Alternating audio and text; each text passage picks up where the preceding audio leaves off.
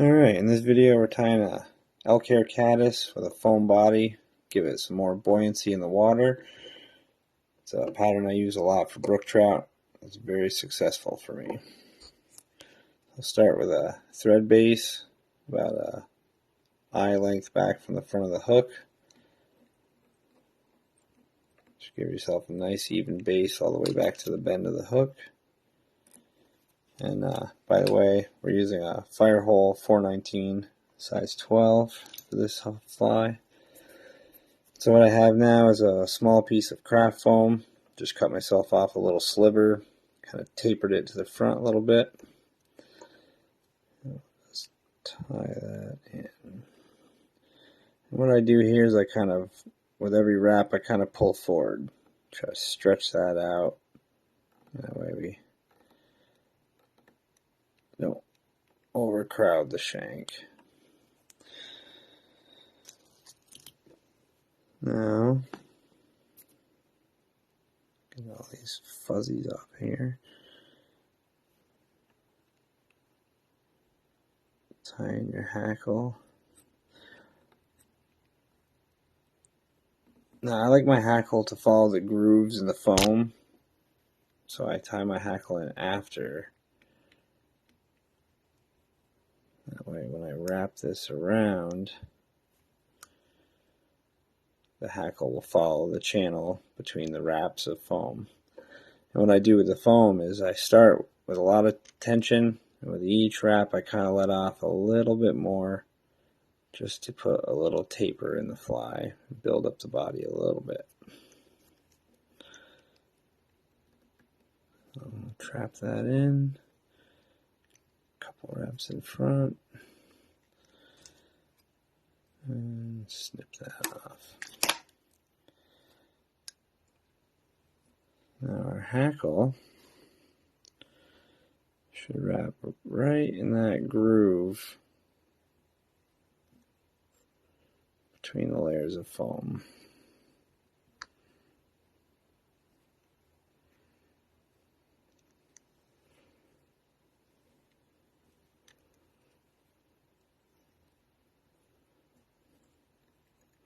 Trap that in, snip that off.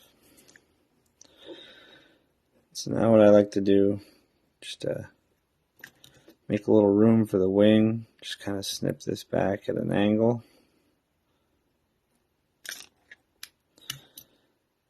Where the wing's going to go in.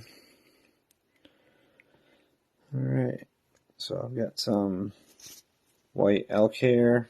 I don't know if that'll focus or not. Some white elk hair in the stacker here.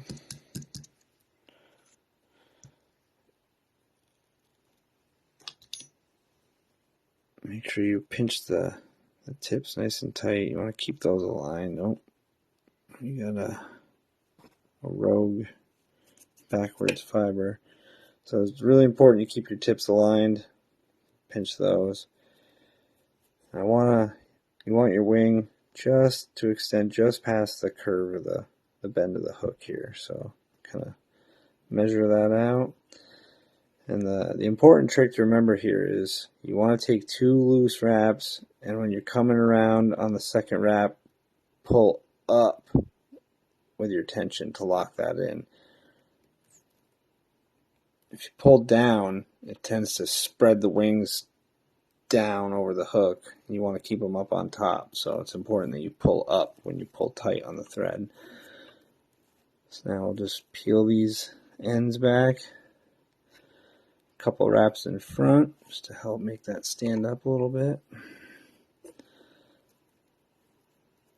And then now I like to kind of pinch it back together, keep the elk hair on top as much as possible. And right here I like to throw in a little piece of orange polypro. It just makes the fly a little bit easier to see.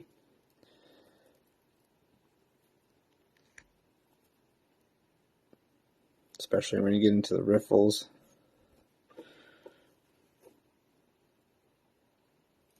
Alright. So once you're satisfied with that,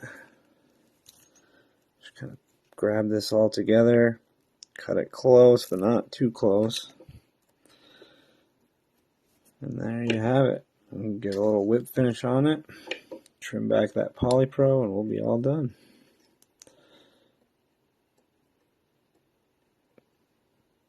Come on, where are you? I can find the end of the hook.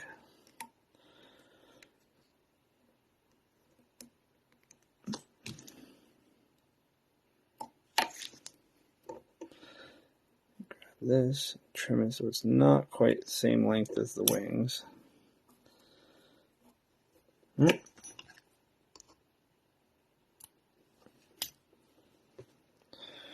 there you have it.